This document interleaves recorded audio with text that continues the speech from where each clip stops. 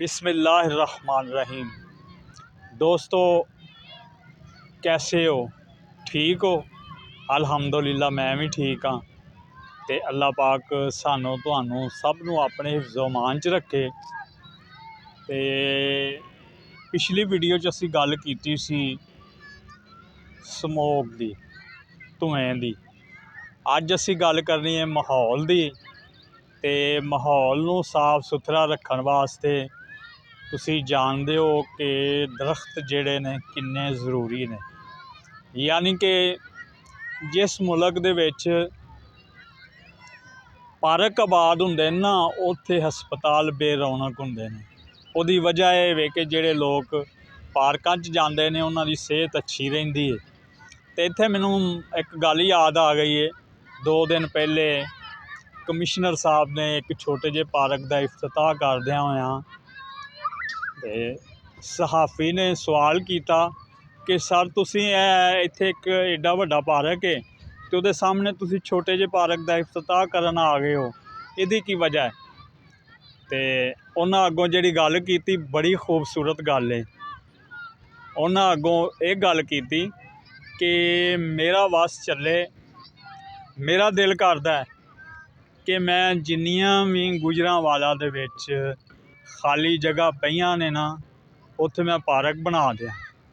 ते गुजरांवाले च पार्कां दी ज़्यादा ज़रूरत भी ज़्यादा है, बल्कि पूरे मुल्क दे विच पार्कां दी ज़रूरत है।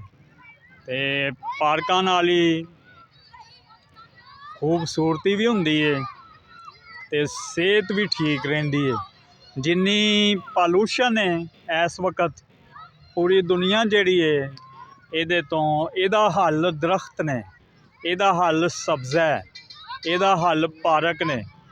ते ज़्यादा तो ज़्यादा अपने पार्कां च रौनक बनाओ, खेलां नूं फरोग दिओ ते सेहतमंद सरगर्मियां, मेरे नौजवान भी सेहतमंद सरगर्मियां च ज़्यादा हिस्सा लैन।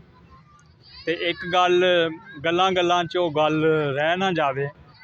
असल गल ये वे कि तुसी साडा चैनल वेख के, तुसी साडी यह वीडियो वेख के ते इनू तुसी वीडियो नू लाइक भी करना है, फॉलो भी करना है, शेयर भी करना है, ते कमेंट करके भी दसना है कि असी कैसा काम कर रहे हैं। तो दोस्तों, ये असी सारा आवाम नूं खुश करन लई ये करने हैं। तो बल्कि असी मतलब असी बेकार वीडियो नहीं बनाते, असी वो वीडियो बनाने हैं जिहदे विच कम दीयां गल्लां हुंदियां ने। ते ये जिहड़ी अज गल कीती है, जिहड़ी ये भी इंतहाई कम दी ते फायदेमंद गल है। ते दोस्तों, हमेशा सेहतमंद सरगर्मियां नूं फरोग दिओ। सुबह दी सैर ज़रूर करो, ते सुबह दी सैर बेहतर है किसी पार्क च करो। ते पार्क च अगर तुसी करोगे, तुसी सुबह सुबह ही ताज़ा दम हो जाओगे और सारा दिन तुहाडा मूड भी फ्रैश रहेगा, ते तुसी ताज़ा दम रहोगे, ते सेहतमंद रहोगे।